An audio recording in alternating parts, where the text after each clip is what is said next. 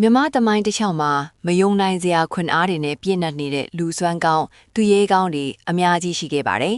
။ပထမဆုံးကတော့ပကံခေရအထင်ကရသူရဲကောင်းကြံစစ်တာပါ။သူဟာလေးအတက်မာတင်မကပဲတကိုယ်တော်တိုက်ခိုက်ရေးမှာလည်းပြိုင်ပတ်ကင်းတဲ့ခွန်အားပိုင်ရှင်ထက်ပါတယ်။အနော်ရထားမင်းကြီးရဲ့အားကိုးရတဲ့သူရဲကောင်းလေးဦးဖြစ်တဲ့ကြံစစ်တာငထွေးယူငလုံးလက်ဖက်နဲ့ညောင်ဦးဖီးတို့ဟာမြမအင်ပါယာကိုတည်ထောင်ရမှာအဓိကခွန်အားတွေဖြစ်ထည့်ကြပါတယ်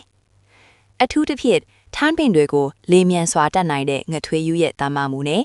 နွားအုပ်တွေကိုတယောက်သေးထိန်းချောင်းနိုင်တဲ့ငလုံးလက်ဖက်တို့ရဲ့ခွန်အားတွေကတမိုင်းမှာတန်တာရီလိုကြံရစ်နေစေပါ။ဒါတင်မကသေးပါဘူး။ကုန်းမောင်ခိကမဟာဗန္ဓုလလို့သူရဲကောင်းတွေရဲ့တတ်တည်တဲ့ခွန်အားကလည်းမြမသမိုင်းရဲ့ဂုံယူစရာပြယူတွေဖြစ်ပါ၏။ဒီလိုခွန်အားကြီးမားရဲ့သူရဲကောင်းတွေထဲမှာတင်အနှစ်သက်ဆုံးကဘယ်သူထင်မလဲနောက်ထပ်ဘယ်သူအကြောင်းသိချင်တယ်လဲဆိုတာ comment မှာရေးသွားပြီးပါအောင်နော်